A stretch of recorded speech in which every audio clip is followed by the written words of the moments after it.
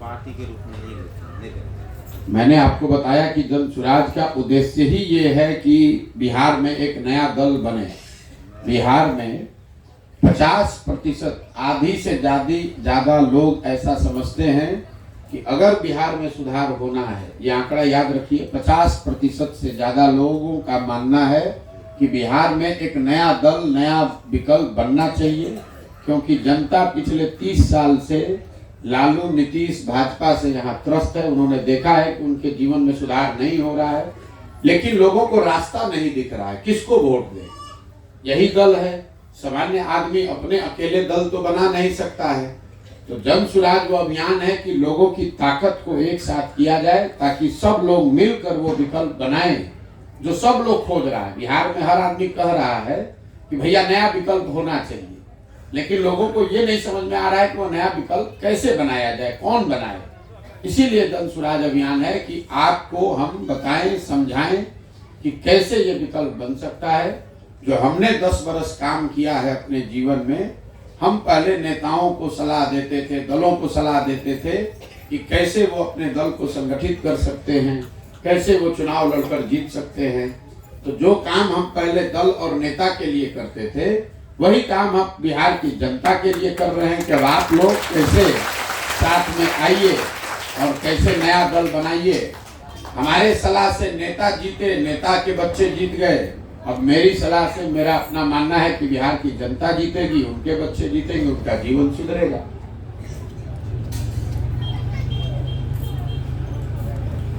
Sir, मेरे को सवाल है जिसमें कुछ पब्लिक डोमेन के हैं, कुछ अपने हैं। बोलिए। पहले मैं अपना वाला रखता हूँ कि जैसे शैक्षणिक प्रगतिशीलता है बिहार में, जो शैक्षणिक प्रगतिशीलता है इसको लेके तो आपने एक परिकल्पना कर रखी है।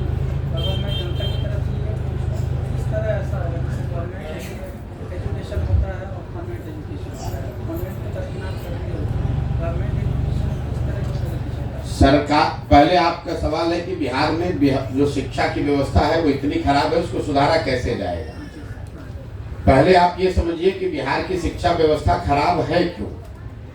बिहार की शिक्षा व्यवस्था इसलिए नहीं खराब है कि यहाँ शिक्षक पढ़ा नहीं रहे हैं। ये लोगों का ऐसा लगता है, लोगों को, कि यहाँ शिक्षकों की गुणवत्ता अच्छी नहीं है इसलिए पढ़ाई नहीं हो रही है। कुछ लोग ये बताते हैं कि भैया स्कूल में यहाँ खाली खिचड़ी बट रहा है, पढ़ाई नहीं हो रहा है। इसमें भी सच्चाई नहीं है। अगर खिचड़ी बटने से पढ़ाई नहीं होता तो बिहार के कॉलेज में तो खिचड़ी नहीं बट रहा है, वहां पढ़ाई क्यों नहीं हो रहा है। अगर शिक्षकों की गुणवत्ता की वजह से पढ़ाई नहीं हो रही होती तो दरभंगा के सीएम साइंस कॉलेज में तो नियोजित शिक्षक नहीं पढ़ाता है, वहां क्यों नहीं पढ़ाई हो रही है।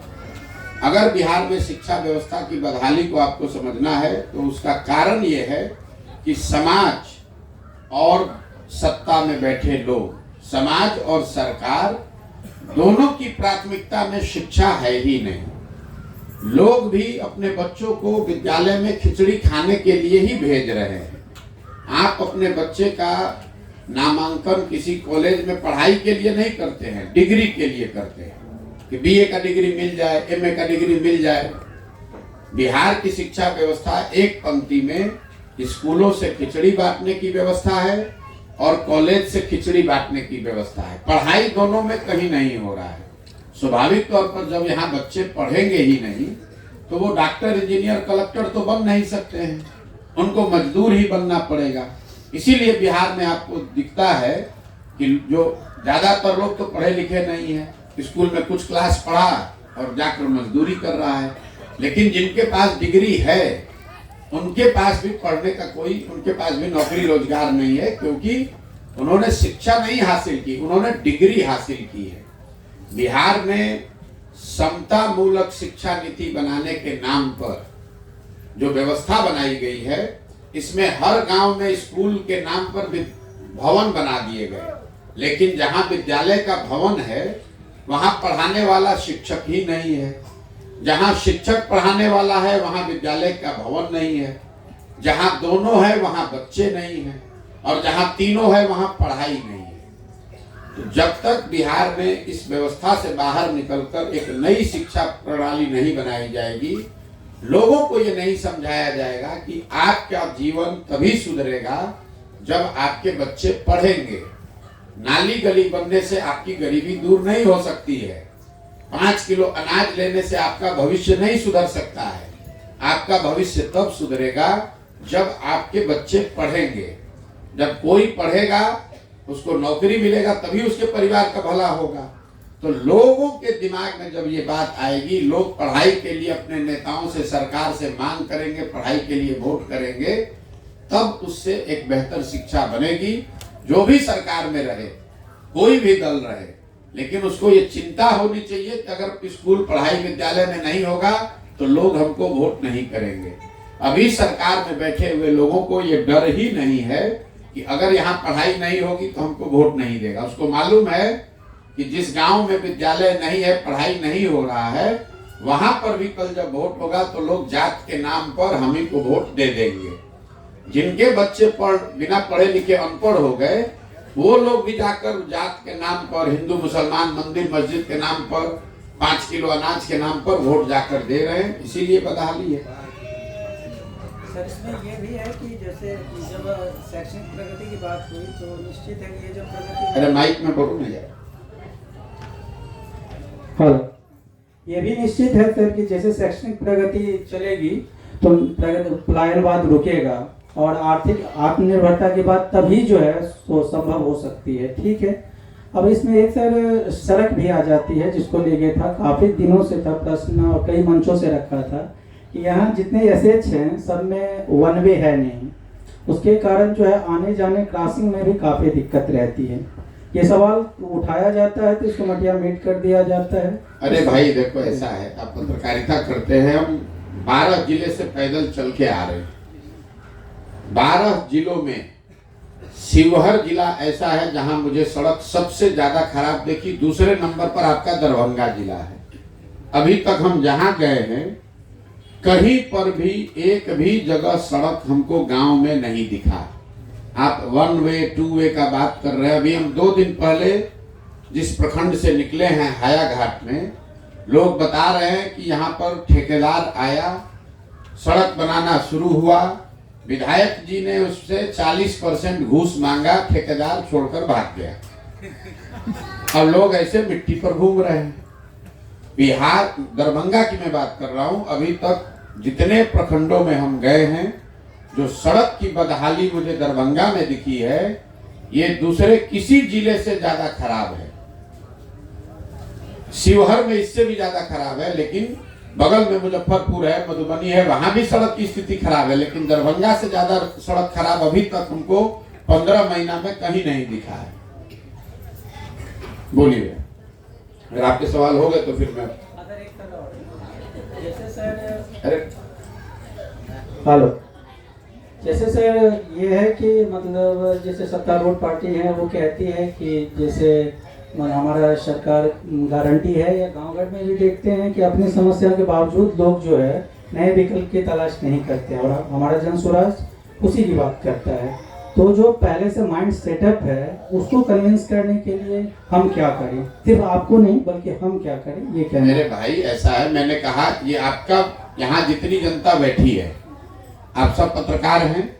अभी हम बात करेंगे, इसमें से 100% लोग कहेंगे कि बिहार में नया विकल्प होना चाहिए। हम 4000 गांव में गए हैं, हर जगह लोगों से पूछते हैं नया विकल्प होना चाहिए कि नहीं। सब लोग कहता है भैया नया होना चाहिए। हम लोग त्रस्त हो गए हैं। अब जो गरीब आदमी है, लाचार है, गांव में रहता है, उसके पास साधन तो है नहीं, कैसे राजनीति करेगा, उसको समझ है नहीं कैसे दल बनाया जाएगा। तो जन स्वराज वो विकल्प है, जन स्वराज वो प्लेटफॉर्म है जिस पर आप अगर जुड़िएगा तो आपको प्रशिक्षण, आपको संसाधन, आपको व्यवस्था वो दी जाएगी ताकि आप राजनीति में आइए और सब लोग मिलकर नया दल बनाइए। जब देश आजाद नहीं था तो यही भारत के सारे लोगों ने मिलकर दल बनाया, अंग्रेजों से लड़ने की व्यवस्था बनाई, सब लोग एकजुट हुआ, अंग्रेज भागा। आज से 100 वर्ष पहले तो देश में ज्यादा गरीबी थी, ज्यादा लोग कम पढ़े लिखे थे, ज्यादा लोग अनपढ़ थे, लेकिन उसी गरीब अनपढ़ भारत के लोगों ने एक साथ मिलकर अंग्रेजों को भगाया कि नहीं भगाया? ये लोगों में, समाज में ताकत है। जरूरत इस बात की है कि कोई उनको रास्ता दिखाए ताकि सब लोग उस पर चले। कौन यहाँ बैठा हुआ आदमी है जो नहीं चाहता है कि उसके बच्चे को अच्छी पढ़ाई की सुविधा हो? कौन नहीं चाहेगा कि उसके बच्चे को घर पे बढ़िया भोजन मिले?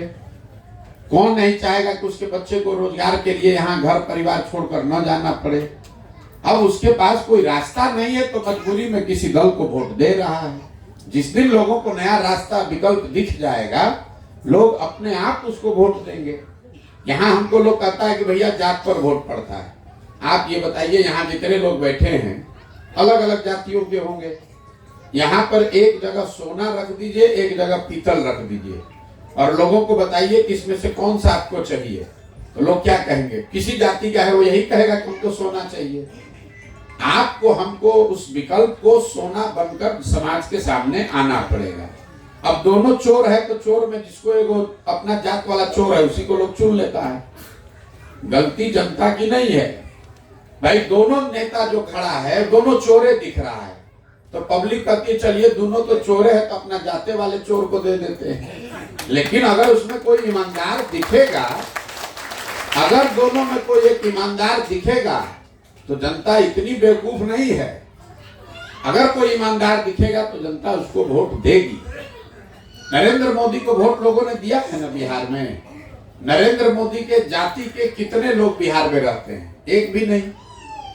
लेकिन लोगों ने ऐसा समझा कि मोदी जी को वोट देंगे तो हमारा विकास होगा, तो लोगों ने जाति धर्म से ऊपर उठकर वोट दिया उनको। अब उन्होंने काम नहीं किया वो अलग बात है, लेकिन लोग तो जाति से ऊपर उठकर वोट दिए ही है ना भाई। यहाँ जितने लोग बैठे हैं, मान लीजिए इसमें 100 आदमी अगर है, 100 में 40-50 आदमी तो मोदी जी को वोट दिया होगा, भाजपा को। वो 40-50 आदमी मोदी जी के जाति का तो नहीं है।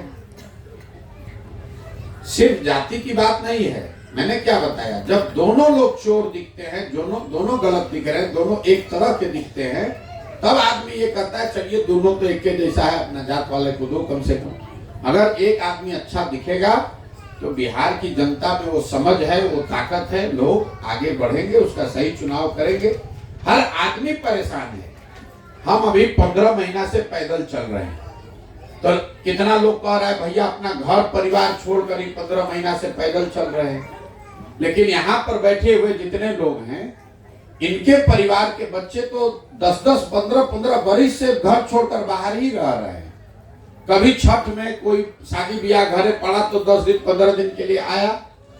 तो हमने 15 महीने से अपना घर छोड़ा है, तो आप हमको समझ रहे हैं कि हम बहुत महान आदमी हैं, साधु महात्मा हैं। आपका बच्चा 15-15 साल से बाहर रह रहा है। एक बार बच्चा यहाँ 20 वर्ष का हो गया, वो झोला लेकर चला गया मजदूरी करने। जब तक उसके शरीर में ताकत है उसको बाहर मजदूरी ही करना है। बीच में छठ में 10 दिन 15 दिन घर 1 महीना के लिए आया, बाकी पूरे जीवन उसको बाहर ही रहना है। देखिए आज जितने लोग बैठे हैं, महिलाएं बैठी हैं, ज्यादातर बुजुर्ग साथी बैठे हैं और छोटे छोटे बच्चे खेल रहे हैं। जवान लड़कों की संख्या इसमें बहुत कम है। और यही नहीं, 4,000 गांव में मैंने ये देखा। जवान लड़के कहाँ हैं? नवयुवक सब मजदूरी करने रोजगार के लिए बाहर चला गया। तो इनको भी तो अपने परिवार के साथ रहने का सुख नहीं है। आपका बेटा भी, आप बीमार पड़ गए, आपका बेटा भी तो आपके साथ नहीं रह रहा है। आपकी शादी हुई, आप भी तो अपने पति के साथ नहीं रहते हैं। आपको भी तो अपने बच्चों के साथ रहने का अवसर नहीं है। ये बहुत बड़ा त्रासदी है बिहार में। यहाँ परिवार कोई ऐसा बचा ही नहीं है। इक्का दुक्का परिवार को छोड़ दीजिए, तो ऐसा परिवार बचा ही नहीं है जिसमें पति पत्नी बाल बच्चे माँ बाप एक साथ रहते हैं। कोई ना कोई मजदूरी करने के लिए, पढ़ाई करने के लिए, दवाई करने के लिए बाहर ही गया है। परिवार एक साथ रहना, एक साथ खाना, एक साथ पर्व त्योहार मनाना, वो तो बात बीते 50 साल में कभी यहाँ हुआ ही नहीं है। वो बदलने की बात है, ताकि आप भी अपने बच्चों के साथ होली दिवाली मनाएं, आप भी अपने बच्चों के साथ मिलकर काम करें। और उसके लिए क्या चाहिए? लोगों को जो बाहर गए हैं वो कलेक्टर बनकर थोड़े ना गए हैं। वहां कोई 2-4 लाख रुपया थोड़ी ना कोई कमा रहा है। 12,000 15,000 के मजदूरी के लिए आदमी बाहर गया है। अगर 12-15 हजार रुपया का मजदूरी यहीं मिल जाए तो लोग क्यों अपना परिवार छोड़कर जाएगा? 12-15 हजार की मजदूरी उसको यहाँ मिलनी चाहिए। उसी से लोगों का जीवन बदल जाएगा यहाँ। ठीक है भैया, बहुत बहुत धन्यवाद।